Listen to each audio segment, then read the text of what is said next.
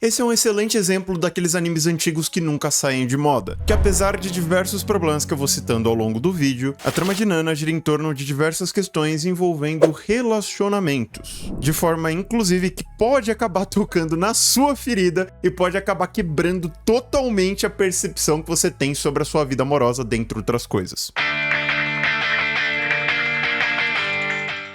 A história de Nana começa com duas personagens chamadas Nana se conhecendo num trem, ambas com personalidades muito diferentes, mas que acabam tendo uma afinidade muito grande logo de cara. Afinal, além da conexão especial que elas têm por terem o mesmo nome, Nana não é um nome lá muito comum. Sabe quando rola aquela afinidade que é meio sem explicação, assim, você simplesmente vai com a cara da pessoa, pronto, acabou.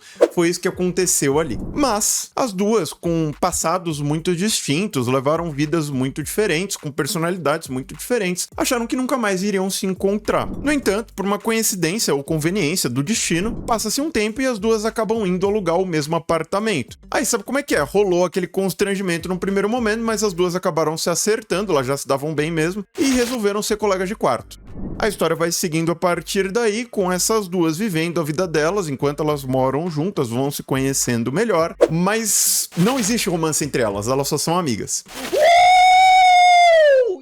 A Nana A, vamos chamar ela assim, que é a cantora e a garota propaganda dessa história, tanto em mangá quanto em anime, veio de uma situação familiar muito complicada, mas sempre foi uma mulher muito bonita, e durante a adolescência acabou ficando muito próxima da galera de uma determinada banda de rock. Nisso, ela acabou se apaixonando por um dos caras da banda, que também teve uma infância, uma situação familiar muito complicada, e os dois acabaram virando codependentes um do outro. Eles entraram num relacionamento que era muito bom pra eles, mesmo sendo tóxico, porque eles dependiam excessivamente um do outro. Mas em dado momento, esse brother resolve priorizar a carreira dele acima de tudo. E, obviamente, ele queria que a Nana fosse junto com ele. Mas, como a Nana era muito orgulhosa, ela também tinha a ambição de ter uma carreira artística de sucesso e tudo mais, ela acabou não indo com ele. Ela não queria ser só a esposa do cara famosão. A separação dos dois acabou partindo o coração, tanto deles, quanto dos amigos dele que estavam presenciando, quanto da gente que estava assistindo, lendo, não sei. E foi assim que a Nana acabou parando no trem, onde ela conheceu a outra Nana, que, por sua vez, foi uma daquelas princesinhas de classe média lá no Japão, muito mimada. Assim, num nível que até me irritou nos primeiros episódios. Eu realmente tive dificuldade de começar a simpatizar com ela, de tão chatinha, sabe? De tão pate que essa menina acabava sendo. Mas bem, mesmo com os diversos problemas de personalidade, ela sempre teve muito interesse em ter uma boa vida romântica. Mas ela sempre teve um péssimo dedo pra cara. Então, por um bom tempo, ela acabou se relacionando com um cara casado. Isso traumatizou bastante ela, porque o cara realmente foi muito otário. Por que será, né? Aí, numa espécie de reabilitação emocional, ela acabou se envolvendo com um amigo dela da faculdade, que gostava dela já há um bom tempo. Esse cara teve muita paciência pra lidar com todos os problemas dessa menina, até ela finalmente se tocar que ele gostava dela e aceitá-lo da forma que ele gostaria, né? Como um interesse romântico. Eles começaram a namorar, foi um namoro muito bacana, mas ela acabou estragando o próprio relacionamento. Claro que não foi só ela. O cara teve vários problemas de comunicação nesse meio do caminho, ele foi muito otário em dado momento, se apaixonou por outra menina que era mais a cara dele, né? Aquela coisa toda, e acabou corneando a menina. Só que, nesse ponto da história, as duas Nanas já moravam juntas, elas já eram amigas. A Nana A foi ajudar a Nana B com a situação. Ela foi bem ponta firme, por assim dizer, me deixou até orgulhoso. Falei, caramba, que menina direta, né? Uma boa amiga e tudo mais. E daí em diante, foi um dramalhão danado. Mas é claro que ela não tinha como amparar a menina completamente. O teto de vidro, que era o relacionamento que ela tinha com esse cara, acabou quebrando. E o choque do impacto da queda foi muito severo. Tem vários outros detalhes nesse meio do caminho, a gente vai falar sobre isso daqui a pouco, mas desse momento em diante já fica bem claro uma coisa. Essa menina, assim como vários outros personagens, eles estão atrás de uma coisa muito simples que praticamente todos nós, tanto na vida real quanto no anime, estamos buscando, que é a felicidade. Então, usando a Nana B como exemplo, ela acha que ela vai ser feliz encontrando o amor da vida dela. Só que é um negócio muito abstrato e muito romantizado dentro da cabeça dela, vocês não concordam? Afinal, os dois primeiros relacionamentos que a gente viu ela tendo deram muito errado. Em parte por culpa dela, em parte por culpa da pessoa que ela escolheu para namorar.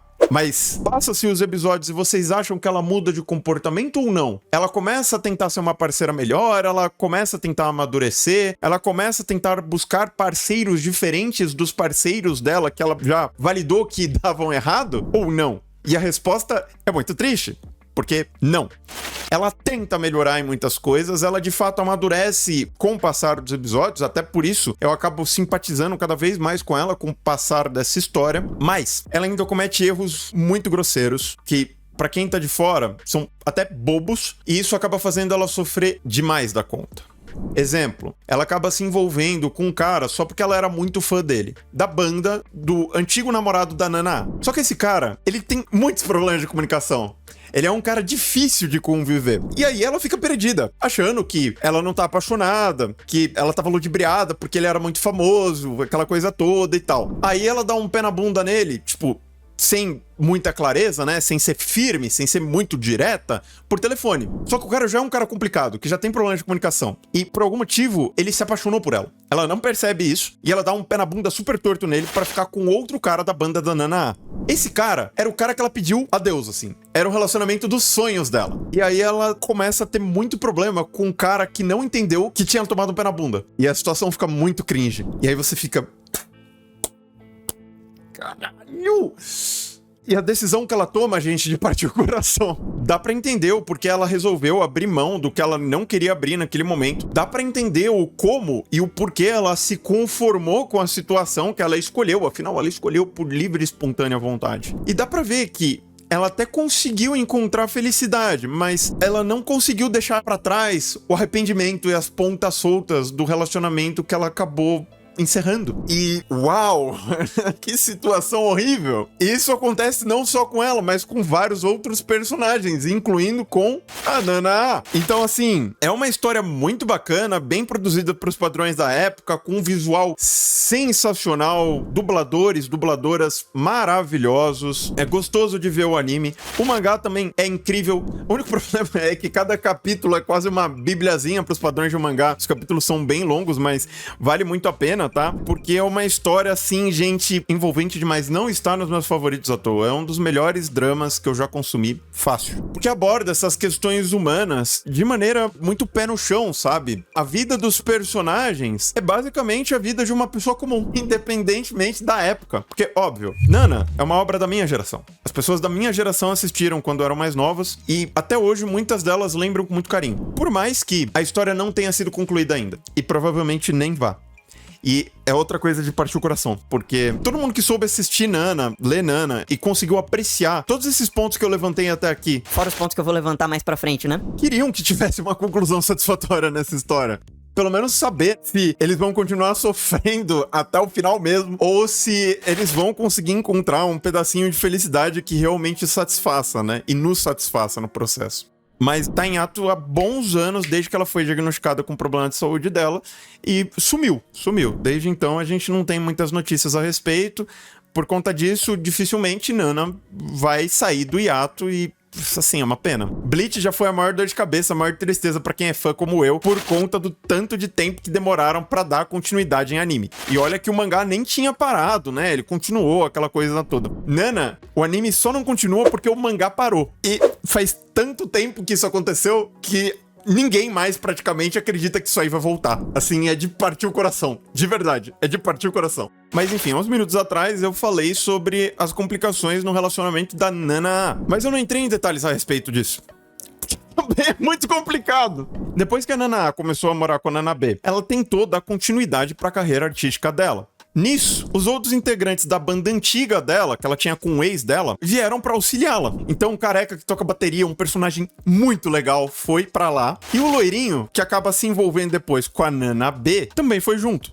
Aí é aquilo, tava faltando um membro, né? Eles foram atrás de outra pessoa, arrumaram um novinho muito promissor, por causa da Nana B, inclusive. E com o passar dos episódios, a gente vai vendo que, por mais que todos eles, com exceção do loirinho, fossem pessoas muito complicadas, com passados super traumáticos, dentre outras coisas, eles acabaram virando uma grande família, incluindo a Nana B. Por mais que ela não tocasse nenhum instrumento, ela não gerenciasse a banda, ela fosse só a fã número 1 deles, o suporte emocional que ela proporcionava, principalmente pra Nana A, começou a ser indispensável. que a Nana é uma pessoa muito carente no final das contas. E também é muito louco isso, né? Porque hoje, se você chama alguém de carente, a pessoa tilta. Porque as pessoas, elas estão cada vez mais carentes mesmo. Principalmente essas pessoas que ficam muito tempo na internet. Elas acabam se sentindo muito sozinhas, porque o relacionamento na internet é próximo, mas até certo ponto, né? Sempre vai ser um relacionamento muito mais frio do que você tem presencialmente com as pessoas. E naquela época, as pessoas também se sentiam sozinhas por outros motivos, tá, gente? A solidão sempre foi um problema da humanidade.